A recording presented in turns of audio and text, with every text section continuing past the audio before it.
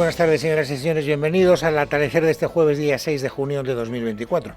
No tengo que explicarles, para ponerles en contexto, que la campaña electoral de las europeas ya saben que las votamos el próximo domingo, el día 9, pues dio un giro claro desde el momento en el que el juez Peinado, el juez del titular del juzgado número 41 de Madrid, decidió citar como investigada a la mujer del presidente del gobierno. A partir de ahí, Begoña Gómez se convirtió en la gran, artista invitada de este proceso electoral en su doble sentido. En primer lugar, porque, el hecho de que esté siendo investigada por un juez sirve como elemento de desgaste por parte de la oposición, y lo que está haciendo Sánchez, que es una de sus grandes características, una de sus grandes virtudes, es hacer precisamente de la necesidad virtud y, por lo tanto, pues convertir a su mujer en el motivo por el cual los votantes de la izquierda tienen que hacerle frente a quienes quieren cargarse por vías non santas al presidente del gobierno, utilizando a su mujer,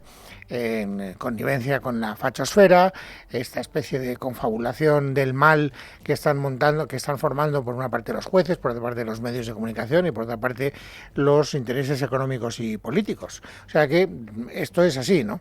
Y en esta, segunda fase de la campaña, hay una parte que era previsible, pero que se está empezando a visualizar con toda claridad, que es el ataque sistemático al juez Peinado y por elevación a todos aquellos jueces que son utilizados, dicen desde el Partido Socialista, por la derecha como elementos de combate o de desgaste, como ustedes quieran. El propio presidente del gobierno, en la carta que le dirigió a la ciudadanía hace 48 horas, pues deslizaba ya la extrañeza por la conducta del juez Peinado. Y desde ese momento, pues las críticas a los jueces se han ido exacerbando, hasta el punto de que, fíjense, hoy hemos sabido que el próximo lunes se reúne el Pleno del Consejo General del Poder Judicial para tratar de analizar la situación creada y supongo que para mandar algún mensaje dirigido al presidente del gobierno, a algunos ministros de este gobierno, diciéndoles que hay determinadas líneas que no deben cruzar. Y mientras tanto, las declaraciones en contra de los jueces han ido ganando metros. Hoy, la que es número 1 en las elecciones europeas en representación del PSOE, Teresa Rivera, en unas declaraciones a Radio Nacional de España, ha llegado, yo creo, más lejos que ninguno de sus compañeros. ¿El juez tiene motivaciones políticas para actuar de esta manera? Eso parece, ¿no? Pero se lo podemos preguntar a Miguel Ángel Rodríguez, que es quien parece que sabe las cosas antes que nadie. ¿Por qué señala Miguel Ángel Rodríguez? Porque Miguel Ángel Rodríguez el lunes por la noche ya apuntaba a que algo iba a ocurrir al día siguiente y el martes por la tarde lo jaleaba, así que aparentemente es un señor que tiene sigue con mucho interés, incluso con antelación, las cosas que pasan. ¿El juez está prevaricando, en su opinión? Bueno, yo creo que eso está por ver, porque eso lo tienen que determinar los tribunales. Lo que sí parece es que no son decisiones muy habituales. Eso tendrán que determinar los tribunales si alguien acusa al juez Peinado de prevaricar, ¿no? ¿Está usted tratando de decirnos que le van a denunciar por prevaricación y que, por lo tanto, a partir de ese momento se empezará a dar comienzo un proceso? Es una cosa muy sorprendente. Lo que queda muy claro es que la número 1 del PSOE en estas elecciones habla del juez Peinado en los términos que hemos oído, y además dicen o da a entender que en realidad es una marioneta movida por el titiritero Miguel Ángel Rodríguez, que es el jefe de gabinete de Isabel Díaz Ayuso. Por eso lo saca a colación. Una cosa, como ven, muy sorprendente, pero yo creo que muy representativa de lo que está ocurriendo en esta segunda parte de la campaña electoral. No solo es el PSOE quien está cargando durísimamente contra los jueces, en eso tiene la complicidad de sus compañeros a la izquierda. Y sobre todo de Podemos, mucho más beligerante incluso que la parte de Sumar. Fíjense lo que ha dicho hoy Irene Montero. Bueno, es una gran amenaza a la democracia, ¿no? Lo que estamos viendo es una derecha judicial y mediática y también política que está en una estrategia golpista que demuestra que la democracia les ha valido mientras ganan ellos y que en el momento que España quiere avanzar en derechos, más transformaciones, más derechos feministas, pues ellos son capaces de utilizar cualquier mecanismo. Su compañera de partido, Yone Belarra, no sé si es presidente o secretaria general de Podemos, ya no me acuerdo del rótulo, ha llegado incluso un poquito más lejos y ha cargado no solo contra los jueces, que también, sino también contra los medios de comunicación.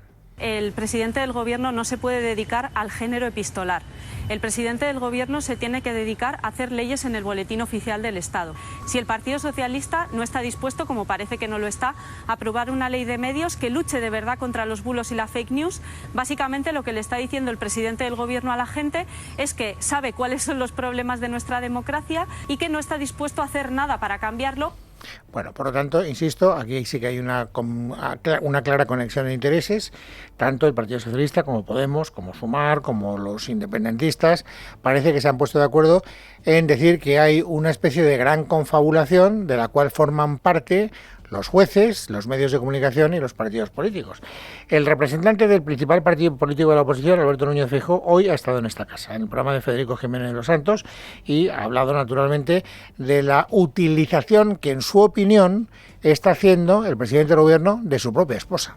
Que imputen a la mujer del presidente y él se haga la víctima y pida el voto es un chantaje más propio de un populismo que de una democracia occidental, ¿no?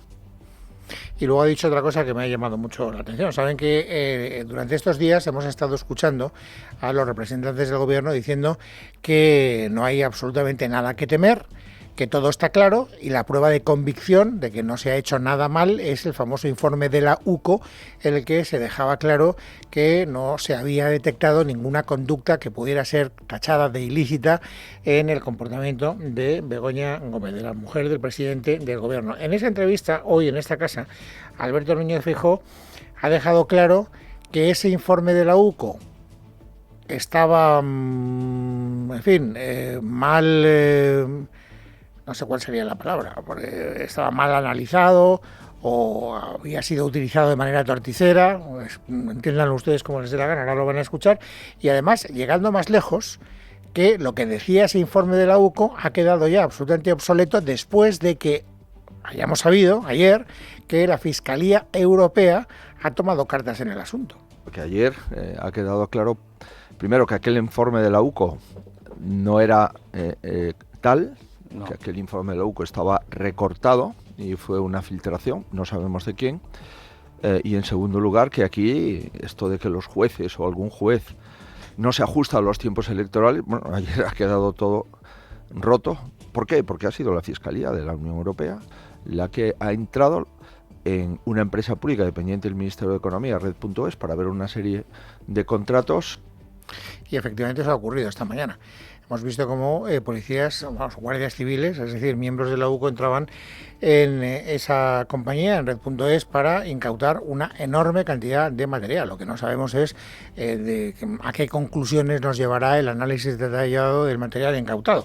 En todo caso, sí que conviene que sepamos algo más de esa operación policial ordenada por la Fiscalía Europea.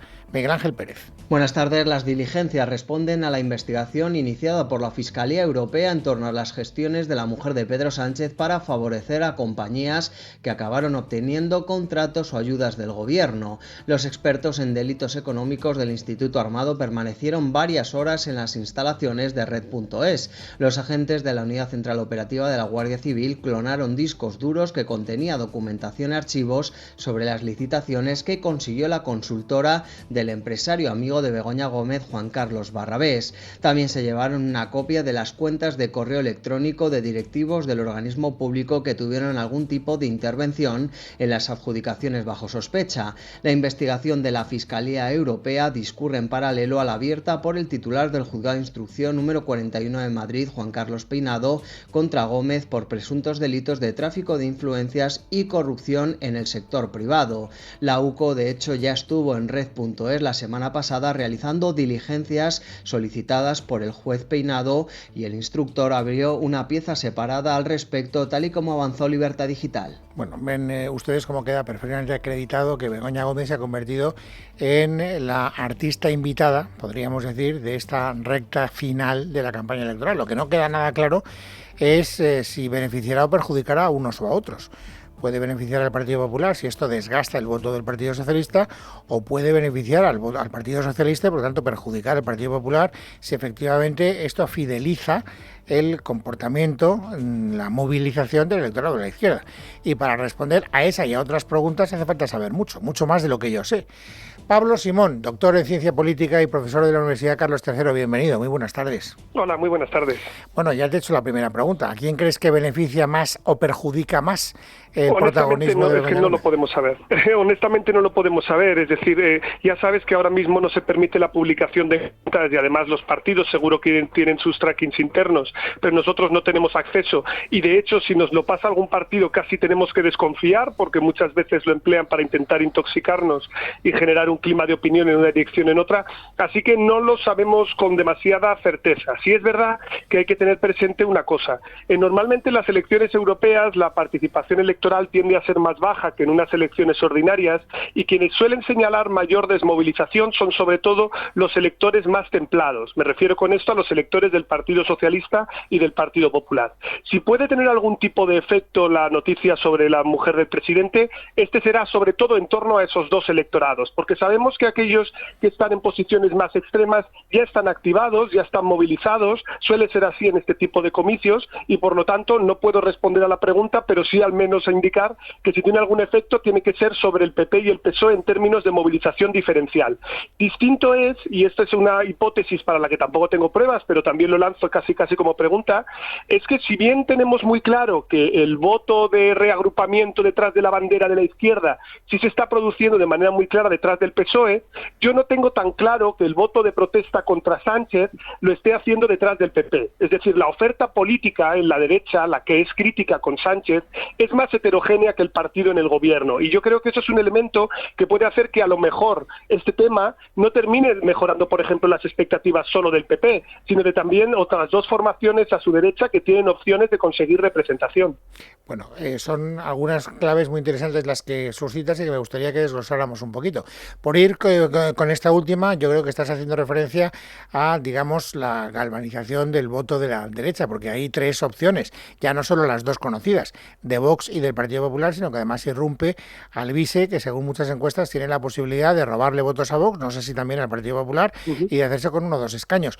Por lo tanto, aquí la lectura, Pablo, que se podría hacer, y me gustaría que me dijeras, en tu opinión, cuál sería la más correcta, es el head to head, que se dice en la terminología tenística entre el Partido Popular y el PSOE, que es una de las cosas que naturalmente vamos a tener en cuenta a la hora de conocer los resultados el próximo domingo, o también en término de bloques, porque a lo mejor el bloque de la derecha, sumando esos tres actores, sí que le marca una diferencia al bloque de la izquierda. ¿Cuál sería, en tu opinión, el modo más correcto de aproximarse al resultado electoral? Bueno, creo que podemos hacer las dos lecturas porque ambas son interesantes y empiezo tal vez por la última. No creo que haya demasiadas dudas sobre que el bloque de la derecha se va a imponer a la izquierda. En términos de movilización y de activación, yo creo que prácticamente todos los sondeos coinciden en que en comparación con el año 2019, la suma de PP, Vox y el nuevo partido de Alvise estarán en la absoluta o muy cerca, más por lo tanto o por encima de los 30 escaños de los 61 que tenemos en reparto, y por lo tanto que claro, si estuviéramos en una selección generales, esto sería congruente casi con los resultados del 23J. No olvidemos que en todos los comicios hemos tenido un giro a la derecha está más fuerte en España desde el 28M y tiene sentido que también lo sea en las europeas. Otra cosa distinta es que nosotros vayamos a comparar entre el Partido Popular y el Partido Socialista porque se haya ido imponiendo, a mi juicio de manera equivocada, un marco de plebiscito entre los dos, una suerte de competición entre los dos partidos, y esto vaya a generar una lectura equívoca porque a la hora de la verdad lo que nos encontramos es que como el Partido Socialista está absorbiendo el voto de prácticamente todo lo que está a su izquierda, pero también de partidos nacionalistas independentistas, mientras que la derecha va más dividida y toda es viable, en el caso de la izquierda esto no es así desde una perspectiva electoral y se ha cortado esa distancia entre el Partido Popular y el Partido Socialista a entre los 3 puntos o el punto y medio, lo cual realmente si estuviéramos en unas generales haría que el Partido Socialista no pudiese sumar, porque básicamente está absorbiendo a todos sus socios. Pero en el caso de la derecha esto sí sería posible. Resultado, pues que podemos encontrarnos con una foto engañosa, que es un PP y un PSOE que están muy próximos, aunque tengamos una representación clarísimamente sesgada hacia la derecha. Es muy interesante esa lectura porque habrá que tenerla muy presente el domingo por la noche. Hablabas también hace un instante, Pablo, de la importancia de la participación. Generalmente las europeas, cuando no coinciden con otro tipo de elecciones, a veces ha habido europeas y al mismo tiempo otro tipo de convocatoria, por ejemplo generales, no es el caso. Y por lo tanto estamos hablando de una estimación de votos, según he visto en las encuestas, que puede rondar el 40%. Esos son los datos que manejáis y en ese caso concreto, ¿a quién beneficiaría? Bueno, pues los datos que tengo más actualizados se impuntan más entre el 45 y el 50%. La media de participación en Europa es del 51%, España está un poco por debajo cuando no son concurrentes, tienden a estar en torno al 44-46%, y aquí la participación electoral a quien suele beneficiar cuando se produce es a los dos partidos centrales, tanto a PP como a PSOE. Si la participación electoral fuera baja, en una circunscripción única como la que tenemos ahora mismo en las elecciones europeas, 61 eurodiputados, supongamos que, y estoy calculando aquí de manera muy grosera, con una participación de en torno al 45%, con unos 220.000 votos, tú ya puedes conseguir un eurodiputado. Entonces, si la participación electoral es baja, los partidos que están en posiciones más extremas, como tienen un electorado movilizado, podrían conseguir un mejor resultado muy por encima de lo que le dan los sondeos. Si la participación se acerca al 50%, es probable que veamos una concentración entre PP y PSOE mayor y que estos partidos no consigan unos resultados tan espectaculares. Eso es algo parecido a lo que ocurrió, por ejemplo, en el 2014. Sin la participación electoral tan baja, no se entiende una irrupción tan fuerte de Podemos. Aquí ocurriría lo mismo. Si la participación electoral es baja, pues es probable que, por ejemplo, Podemos sumar de un lado, pero Albize del otro, puedan batir las expectativas y tener mejores resultados de los que le dan los sondeos, mientras que PP y PSOE tendrían resultados más modestos. Si se acerca al 50%, PP y PSOE podrían concentrar más voto, porque lo que saldría es generalmente gente que sí vota en las generales por ellos, pero que en estas europeas prefieren no hacerlo. Pero perjudicaría de manera equivalente a uno y a otro, es decir, a PP y a PSOE, cuanto más baja sea la participación, peor para los dos, ¿o hay alguno de los dos que sufriría más que el otro? Eso es una muy buena pregunta, porque realmente tenemos en la izquierda una gran concentración de muchos partidos que están oscilando entre el 2 y el 5%. Los nacionalistas independentistas, pero también tanto Sumar como Podemos está en esa franja. Luego, potencialmente, hay más votos que podría robarle al Partido Socialista de los que en teoría le podría robar al Partido Popular. Pero esto es una hipótesis, porque no tenemos ahora mismo datos muy fehacientes respecto a cómo se ha movido la cosa en la última semana de campaña, y puede haber habido algún movimiento en la izquierda.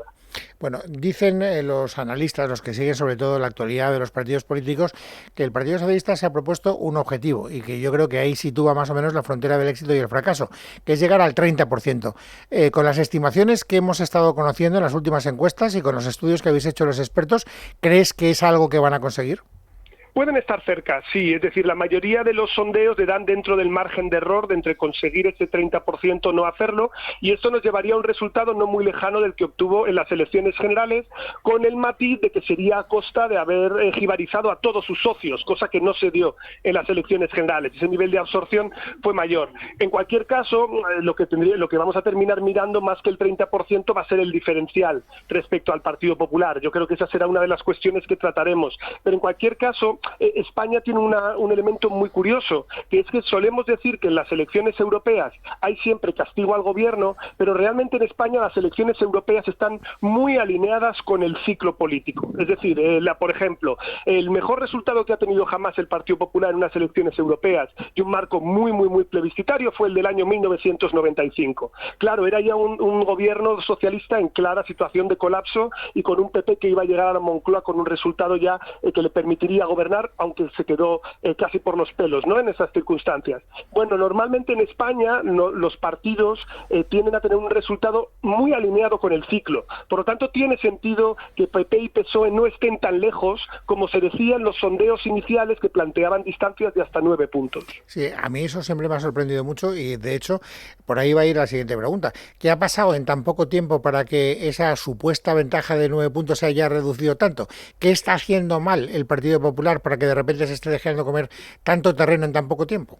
Pues yo creo que ha habido dos temas, ¿no? Lo primero es que evidentemente se ha producido una activación del votante socialista porque la estrategia de campaña que ha seguido el PSOE es un calco casi mimético de las elecciones del 23J. El miedo a la extrema derecha, el auge de este tipo de partidos, quién gobernará Europa, etcétera. Y eso es un elemento que permite movilizar voto, activarlo, que estaba dormido, y coordinarlo sobre todo detrás del Partido Socialista, siguiendo un poco el mismo ejemplo que vimos en las elecciones generales. Y además yo creo que también el gobierno ha planteado una serie de ejes de campaña que han estado muy alineados con temas que le permiten movilizar a su base electoral. Me refiero con esto, por ejemplo, al conflicto diplomático con Argentina, me refiero al reconocimiento de Palestina, y de paso hemos visto también que Vox, que evidentemente persigue sus propios intereses electorales, también ha favorecido a esto cuando hace el Congreso en Vistalegre, el cual le permite marcar totalmente la agenda.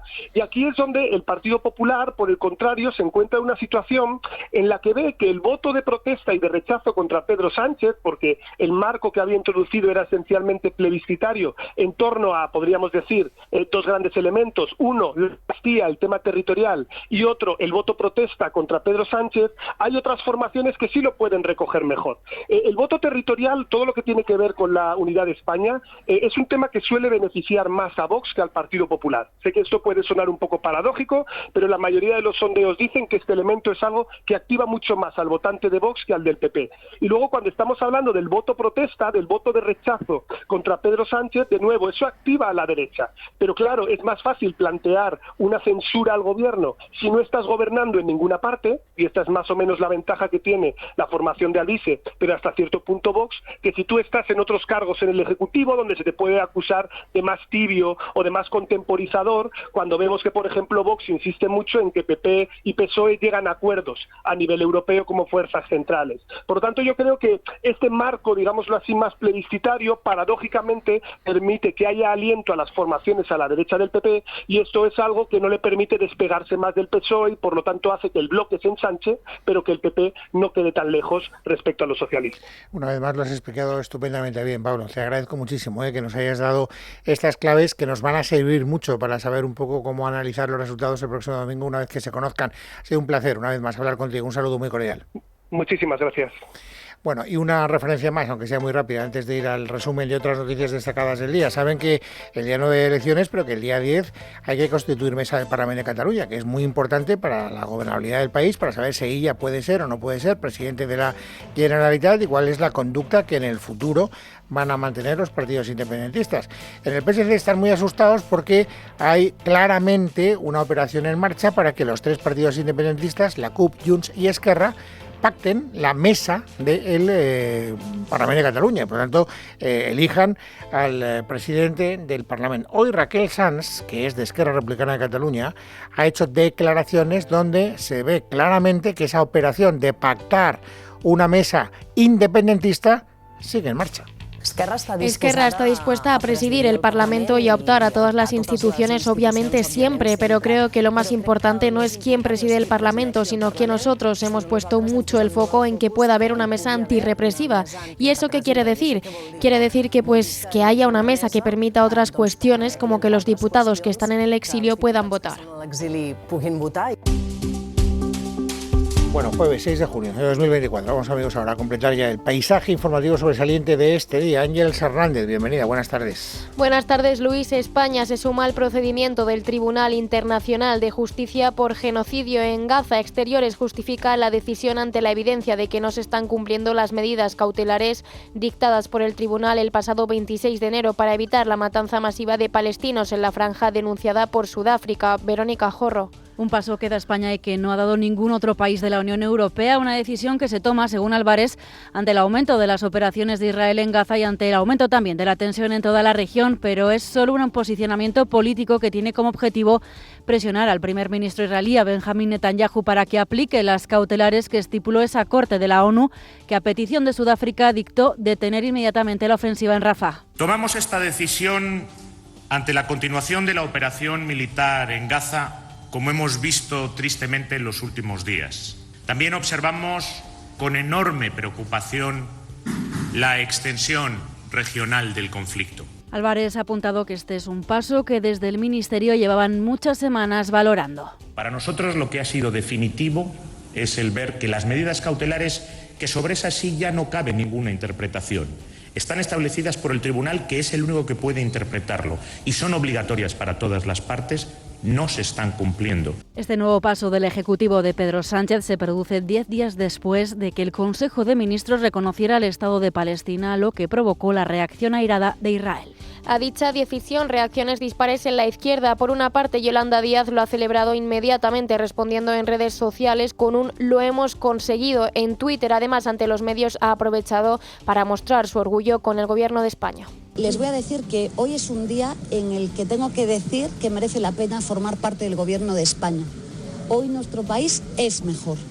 Hoy nos adherimos a la demanda de la Corte Internacional, a la demanda de Sudáfrica. Llevábamos muchos meses pidiéndoles, pero hay que avanzar y seguir dando pasos.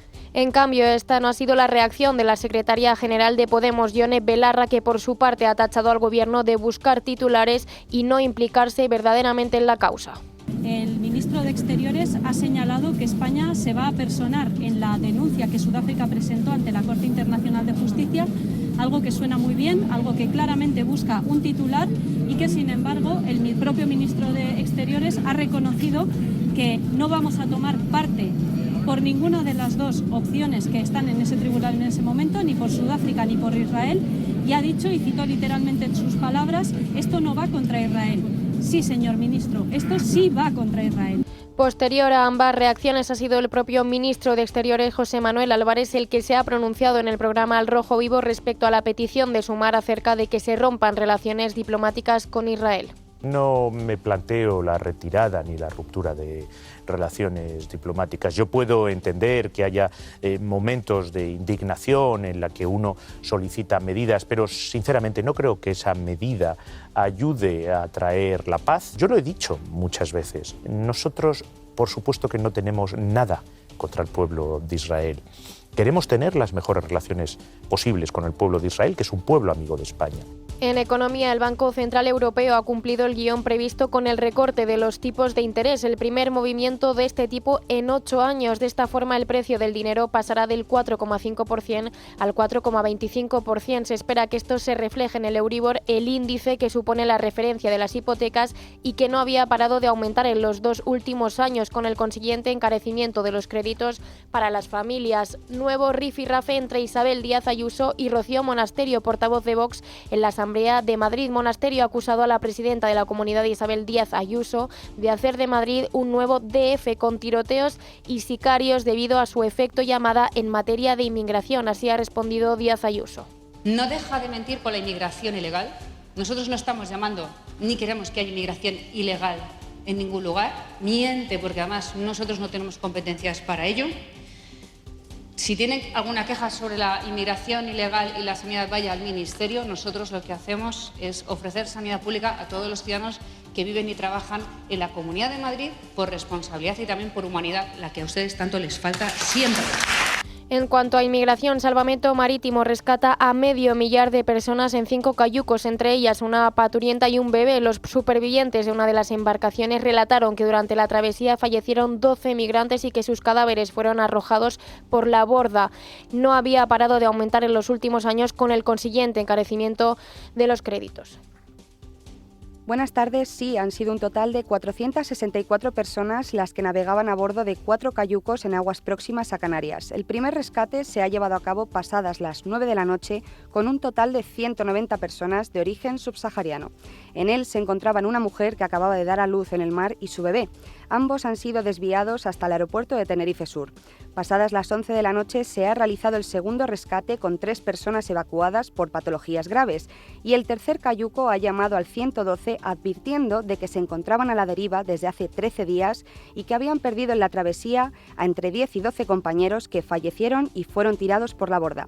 Finalmente, el último rescate ha sido a las 4:30 de la mañana con un total de 160 personas. Más noticias sobre el caso Numaria, por el que la actriz Ana Duato se sienta en el banquillo de los acusados. Atención, porque Hacienda ha trasladado trasladado a la Fiscalía que lo defraudado por la actriz entre 2014 y 2017 no alcanza para ser delito. Teresa Fernández. Sí, tras estudiar los contratos aportados por Duato con RTV, Hacienda cambia el discurso y admite que la actriz entre los años 2014 y 2017 no llegó a defraudar la cifra mínima como para cometer un delito, que son 120.000 euros. Eso sí, estos son solo 4 de los 7 ejercicios fiscales de la actriz que se están analizando en la Audiencia Nacional. Según su abogado, se ha cometido un error de cálculo con respecto a lo que ella ganaba con cada episodio de la serie Cuéntame. Critica que se dio por sentado que Duato cobraba 63.000 euros por cada capítulo, pero realmente eran 33.700, una cifra muy inferior a lo que figura en los informes. Recordemos que Ana Duato ha rechazado llegar a un pacto con la Fiscalía que le pide 32 años de cárcel, pero ella defiende su inocencia, una estrategia contraria a la de su compañero de serie Imanol Arias, que ha reconocido 5 delitos fiscales